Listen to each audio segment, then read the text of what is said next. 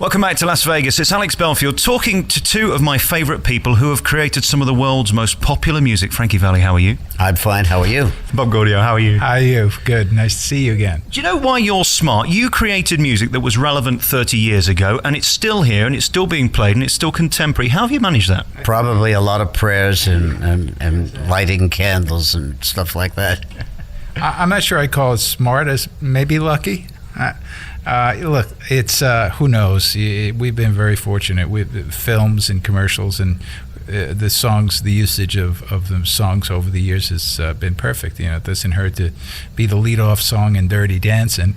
Are you trying to say that our career was all about playing cards and gambling? Well, I think it's always a gamble, isn't it? Listen, it's really nice to talk to you, and here we are in Las Vegas. You're celebrating the second anniversary of your musical, Jersey Boys, and it's gone down a storm here, and it's wonderful in London. It wasn't necessarily going to be, was it?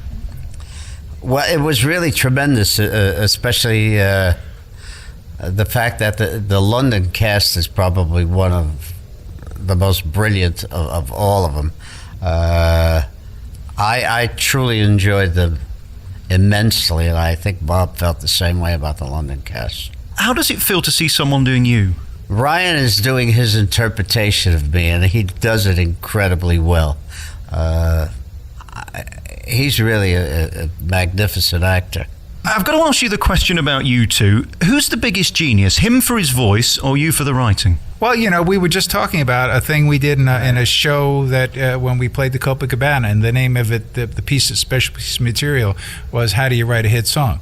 and it was about that. My view, Frankie's view, Tommy's view, and so on. So I'm not going to answer that question.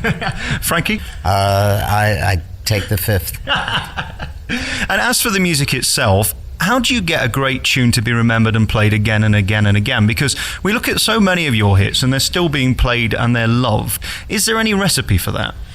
I think a great song is always a great song. I really think that's the way it starts. It's to have a hit record, you have to have a hit song.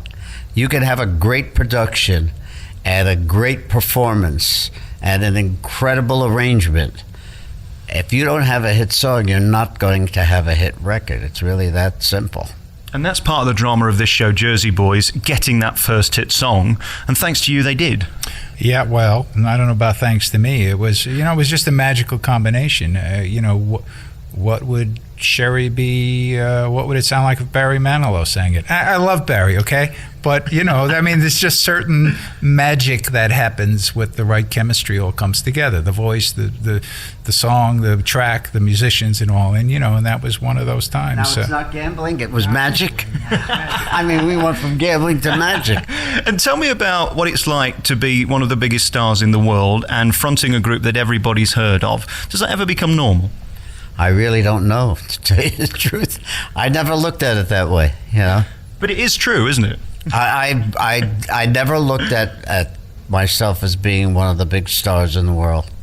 I love what I do, and I probably would be doing it if it were for $6 a night and there were no success. I'd be working in some little bar. I walk through the door here at the Venetian, and the first thing I hear is, if it weren't for us, there wouldn't be the Beatles. What were you talking about? Oh boy, here we go. No, we were talking about, we were forced into trying to do what everyone else was doing when we first had success, and that was perform, say, like the Four Tops, get out with the microphone, do the choreography, and so on. And we tried it one time, and the promoter nearly was annihilated because we just couldn't deal with it. So, but we picked up instruments and started playing. So that was the thing. If it wasn't for us, the Beatles wouldn't have known they should be playing their instruments and not doing choreography. Of course, it's a joke.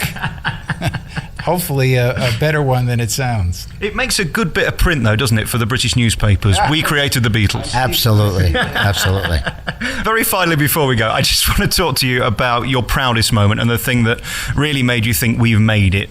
What has been the lasting memory of show business? There must be so many, but just a highlight. I wouldn't even know where to begin. For me, everything from the fact that when I was just a kid, my mom took me to see Frank Sinatra for the very first time I'd ever seen anybody on a stage.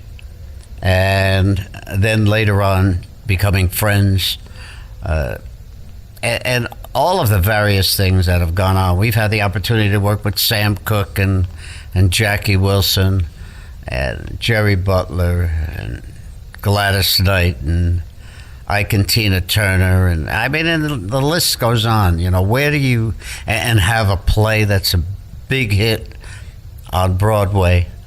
I don't know what, you know. It's all been great. And my final question to you, Bob: when you see your name on the billboards and Jersey Boys is all over the world, did you ever think it would come to this? Well, I've been writing the score for this for 40 years, you know, of course. No, you know something, I wanted to answer the same question you asked Frankie, because the biggest treat for me was winning the Tony Award for Jersey Boys and then the Olivier Award. Now, boy, how much better does it get? You didn't just win one either, did you? No, we've won a number of them. So, you know, it's just such a thrill to have that happen. What a way to go out, huh? Well, all I'd like to say is that Bob and my relationship has lasted longer than any of my marriages or his. Combined? And it all started with a handshake. And it did, right. You know, it's really, I think it's a great chemistry. Everything about what's gone on in my life, even when I look at the times where I was wishing that more was going on, when it went full cycle, it developed into something that I never ever would have ever imagined in my life. Congratulations on being part of my show every single day. It's really nice to meet you both, Bob and Frankie. Thank you. Thank you. You too.